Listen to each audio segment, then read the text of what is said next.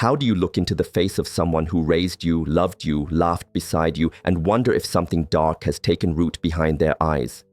How do you silence that whisper inside you, the one that says something is wrong, even when everything on the outside seems right? You feel it in small things, the way their presence makes your body shrink, the way your joy dims in their company, how your truth curls back into your throat like it's afraid to be heard. They smile. They say all the right things. They remember your favorite meals. But there's a shadow moving behind their voice, a cold that wasn't always there. And it haunts you because no one else seems to notice it. They call it family. You feel it as spiritual corrosion. There is a kind of evil that doesn't wear horns. It sits at the dinner table and asks how your day was. It tells you to call more often. It offers you love as a leash, concern as control, and you, being the sensitive one, the spiritual one, the one who sees beyond appearances, feel it but can't prove it. You question yourself before you question them. You tell yourself you're being ungrateful, overly dramatic, that you're projecting your own wounds, but deep down, your body knows. Your soul flinches when they enter the room. Your peace exits when they speak, and you start wondering if what's poisoning you is being passed off as protection. Spiritual corruption is never loud at first. It hides inside familiar language, dressed in nostalgia, cloaked in obligation. It doesn't shout, it seeps. It whispers through guilt trips and backhanded compliments, through subtle sabotage and emotional shape-shifting. And you want to believe it's just misunderstanding. You want to believe they love you, and maybe they do, but love doesn't drain you. Love doesn't mock your growth, fear your evolution, or compete with your truth. Love doesn't tell you who to be in order to be accepted. When the soul behind the face becomes twisted by ego, addiction, power, or pain unprocessed, you're not speaking to the same person anymore. You're speaking to what's possessing them. But here's what no one tells you. Spiritual corruption doesn't always come with dramatic possession or dark rituals. Sometimes it looks like a parent who resents your healing, a sibling who mimics concern but enjoys your suffering, a cousin who gaslights your intuition until you doubt yourself completely. And in the silence between family gatherings, you start unraveling, not because of something obvious, but because of something subtle and persistent, something that invades your sense of self and leaves you feeling drained, confused, unseen. You begin to understand that blood doesn't guarantee light, that lineage doesn't ensure alignment, that sometimes the most dangerous energy in your life is sitting across from you at Sunday dinner. And that realization, that's the beginning of waking up. There's a certain kind of love that doesn't free you. It folds you. It presses you into boxes too small for your spirit and calls it loyalty. It clips your wings and names it care. It drowns your voice in guilt, in obligation, in tradition, and wraps it all in the language of affection. You try to speak your truth and they say, "But I love you." You set a boundary and they call it betrayal. You take a breath for yourself and they accuse you of being selfish. And that word, love, it starts to taste like poison. Because when you look at what they do, how they speak, the way they react to your growth, it feels less like love and more like a slow possession.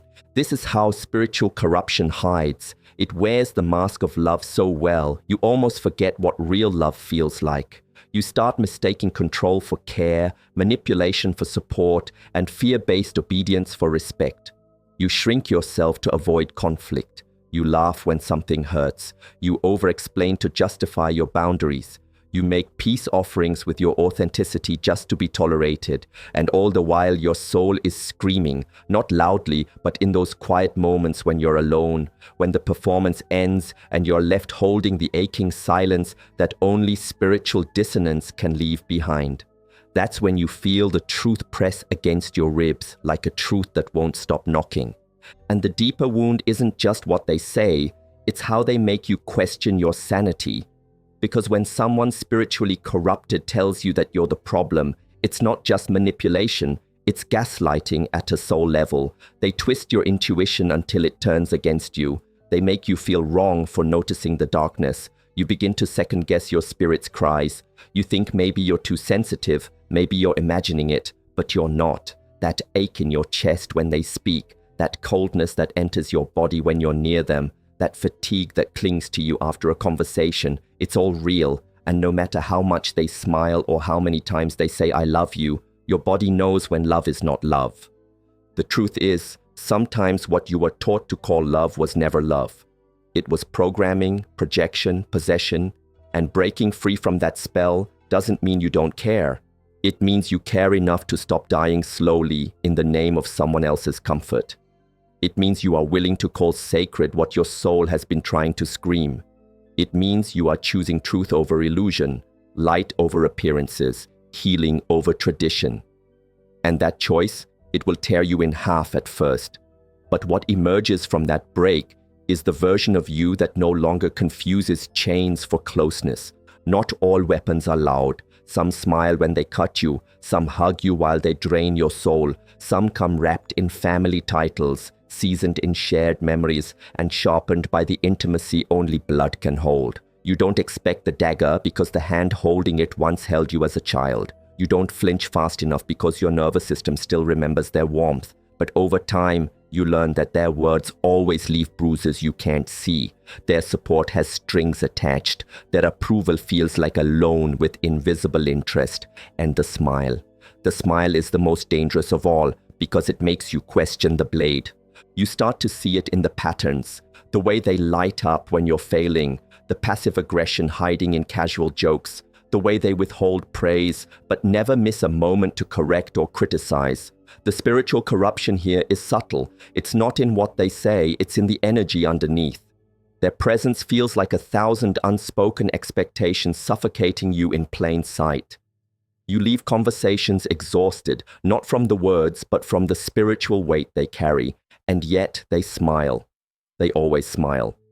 That smile becomes a mask that makes you look crazy if you say something's wrong, because on the outside, they're charming, caring, just concerned. But your soul feels the venom swimming just beneath the surface. What makes it harder is that no one else sees it. To the world, they're kind, funny, generous, a good person, and maybe parts of them are. But darkness doesn't always erase light, it infects it, and the infection is slow. Spiritual corruption can wear a suit, it can send birthday cards, it can donate to charity and still abuse you behind closed doors. It can compliment you in public and curse your spirit in private. And when you finally speak your truth, when you try to name the darkness behind the smile, you're the one who looks ungrateful, delusional, overreactive. That's part of the trap. The longer you stay silent, the easier it is for them to appear innocent.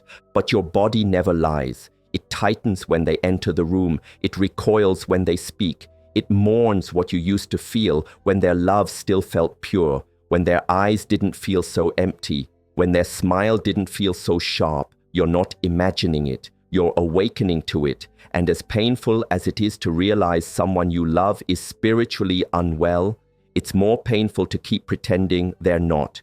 You are not here to be their mirror, their scapegoat, or their emotional dumping ground. You are here to heal, to see clearly, and to reclaim your light from anyone who tries to bury it beneath a smile. There are people who leave you feeling like a storm passed through your chest, not because they yelled, not because they fought, but because their energy devoured yours in silence. And when that person is family, the confusion doubles. You wonder how someone who's supposed to protect your spirit can be the very reason it collapses. You sit across from them, smiling out of habit, nodding out of survival, while something inside you slowly disintegrates. You try to name it, but it slips through language. Because spiritual corrosion doesn't announce itself. It seeps, it lingers, it feeds off your light and leaves you questioning why you're so tired after every encounter. You begin to realize it's not about what's said, it's about what's felt. The heaviness that clings to your skin like smoke after they leave. The way your thoughts get foggy. The way you start doubting yourself, your worth, your path. You weren't always like this. You used to laugh easily, breathe freely, trust your intuition. But now around them, your nervous system is in constant alert. You brace for the subtle jab, the guilt trip, the dismissive sigh, the disguised jealousy. It's not an argument, it's an atmosphere, and that's what makes it so hard to confront. There's no evidence to present, just the haunting aftermath of every interaction. You wonder if it's you, if you're too sensitive, too distant, too spiritual, But that's part of the trap. The spiritually corrupted are often energetically hungry, and the more awakened you become, the more they try to feed off your light. Not because they hate you, but because your healing triggers their decay. Your peace exposes their inner chaos. Your boundaries reveal their invasiveness. And so they drain you, not out of malice, but out of survival. But you're not their lifeline. You're not their emotional sponge. You are not here to dim so others can feel less insecure. You are here to feel free. And sometimes that freedom begins by walking away from the people who drain you in the name of love. Some family members don't see you. They see their version of you, a projection stitched from old stories, past wounds, and unhealed envy. And no matter how much you grow, they'll still speak to the you that no longer exists. They'll reduce your evolution to rebellion. They'll twist your healing into disrespect. And when you shine, when you finally breathe as your whole self, they won't celebrate it. They'll distort it, because your light unsettles what they've buried. It reminds them of who they could have been if they had chosen truth over image, soul over ego, presence over control. And rather than face that, they try to pull you back into the reflection that serves them best. You become a threat the moment you stop performing, the moment you no longer laugh at what hurts, obey what wounds, or apologize for existing. Suddenly you're difficult, ungrateful, changing too much. But what they really mean is, you're not who they need you to be for them to stay comfortable. They prefer you broken, manageable, predictable. Because when you stop mirroring their illusions, they have to face their own. And spiritual corruption clings to illusion like a lifeline. It cannot survive the rawness of truth, so it distorts yours. They'll rewrite the narrative.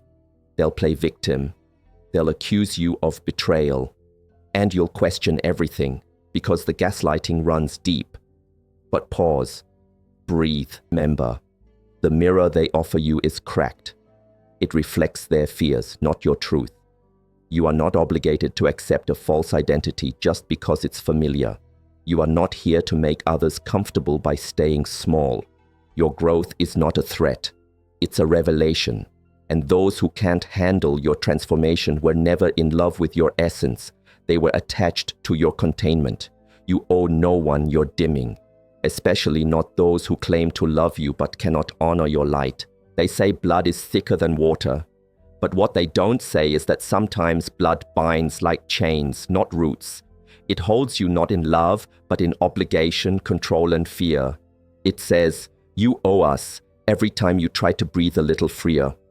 It whispers, we raised you, as though that means they own your becoming. And you, conditioned to confuse guilt with gratitude, carry that weight like an ancestral curse. You dim your light to fit inside a role you never chose. You shrink your truth to preserve a peace that was never yours. Because when the ones who birthed you become the very ones who block you, it breaks something deep, something primal. You spend years trying to fix it, to be enough, to make them proud, to keep the peace at the expense of your own soul. You tolerate the dismissive comments, the invalidation, the way they twist your spirit into something they can control. You tell yourself it's just how family is, that maybe they don't mean it. That love is messy, and so you justify the spiritual dissonance as duty. But deep down, your soul knows love shouldn't feel like a prison, and biology is not a spiritual contract. Just because someone helped bring you into this world doesn't mean they get to dictate how you walk through it. It's hard to accept. The grief doesn't come from what happened, it comes from what never did. The conversations that were never safe, the support that never came, the affection that always had conditions. And when you finally wake up, when you stop chasing approval from people who are incapable of giving it, something shatters inside you. The image, the hope, the fantasy that maybe one day they'll understand. And in that shattering, you begin to see the truth. That family, at its highest form, is not about blood. It's about energy, alignment, mutual respect. And if those things aren't present, then calling someone family is just another form of spiritual camouflage. You don't owe anyone your peace, not even the ones who raised you, especially not if they use that bond to belittle your path, mock your growth, or punish your authenticity. It is not betrayal to outgrow the cage you were born into.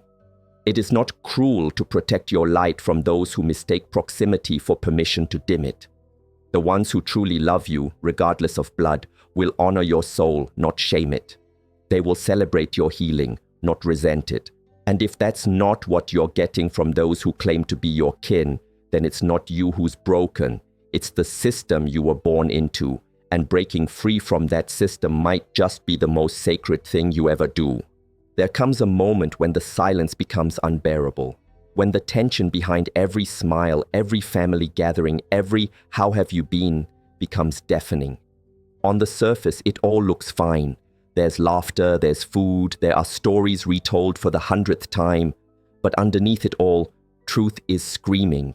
It's clawing through the small talk, begging to be heard. And you sit there swallowing it down like poison, wondering if anyone else feels it too.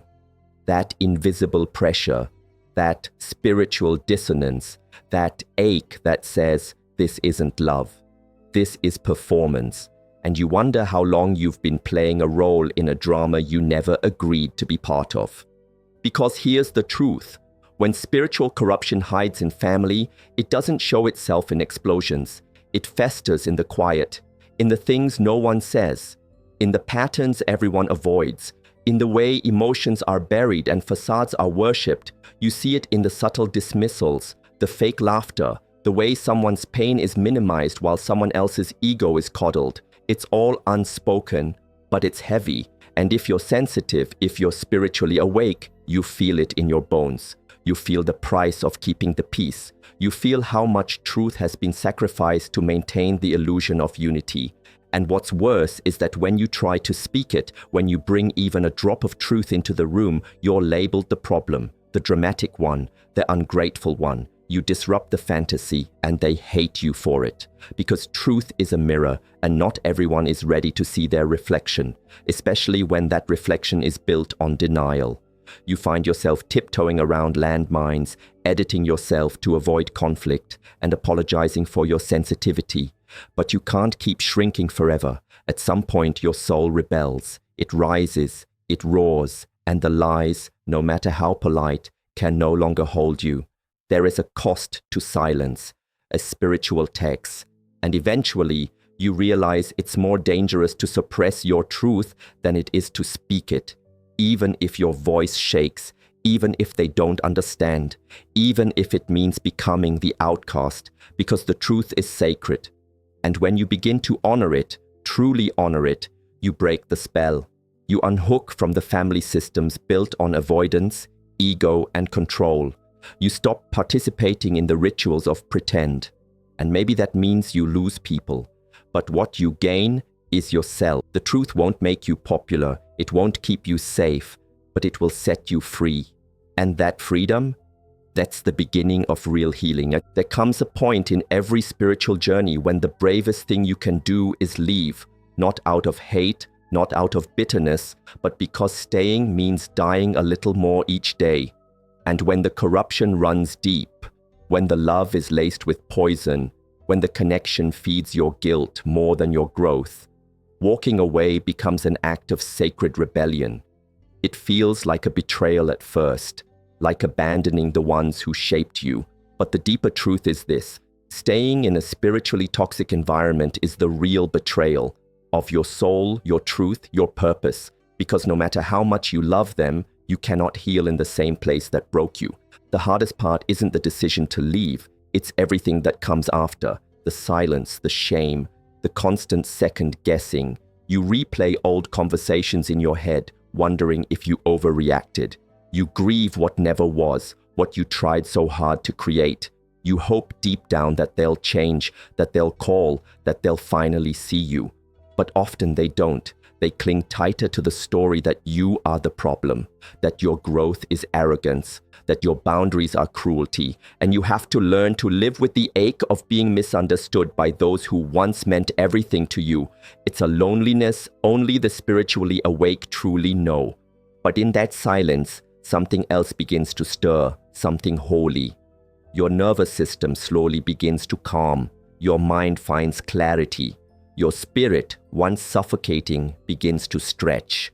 You rediscover your voice, not the one molded by guilt, but the one born from truth.